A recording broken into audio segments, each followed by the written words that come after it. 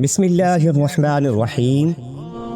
خواتین و حضرات، السلام علیکم ورحمۃ اللہ وبرکاتہ۔ ناظرین کرام، ایک دن رسول اللہ صلی اللہ علیہ وآلہ وسلم اپنے صحابہ کے ساتھ تشریف فرما تھے کہ اتنے میں ایک نوجوان حاضر خدمت ہوا اور عرض کرنے لگا، اے اللہ کے رسول، مجھے زنا کی اجازت عطا فرمائے۔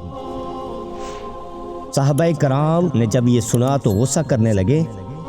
آپ علیہ الصلاۃ والسلام نے انہیں خاموش رہنے کا حکم دیا اور نوجوان کو قریب کیا اور فرمایا، بتاؤ تم کیا چاہتے ہو؟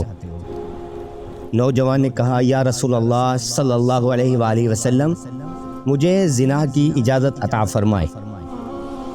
نبی کریم صلی اللہ علیہ وآلہ وسلم نے فرمایا، جس کام کی تم اجازت مانگ رہے ہو، کیا تم چاہو گے کہ تمہاری ماں کے ساتھ یہی کام کیا جائے؟ نوجوان نے کہا، یا رسول اللہ، میرے ماں باپ آپ پر قربان ہو جائیں، میں ہرگز یہ نہیں چاہتا۔ نبی کریم صلی اللہ علیہ وآلہ وسلم نے فرمایا، لوگ بھی اپنی ماؤں کے ساتھ یہ کام نہیں چاہتے۔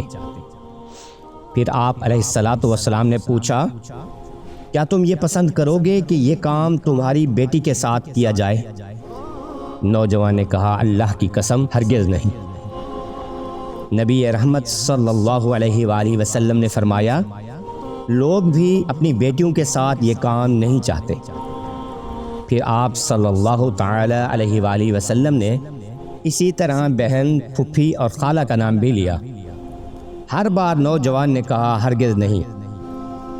نبی کریم صلی اللہ علیہ وآلہ وسلم نے نوجوان کو سمجھایا، بالکل اسی طرح کوئی بھی آدمی یہ گوارا نہیں کرتا، کیونکہ جب کسی بھی عورت سے زنا کا ارتکاب کیا جائے تو وہ کسی کی ماں، بہن، بیٹی، پھپھی یا خالہ ہوتی ہے۔ اس کے بعد نبی کریم صلی اللہ علیہ وآلہ وسلم نے اس نوجوان کے سینے پر ہاتھ رکھا اور اس کے لیے دعا فرمائی، اے اللہ، اس کی مغفرت فرما دے اور اس کا دل پاک کر دے اور اس کی شرم گاہ کی حفاظت فرما۔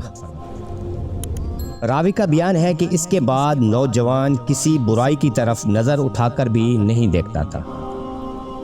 اللہ کریم ہمیں ہر برائی سے محفوظ رکھے، آمین۔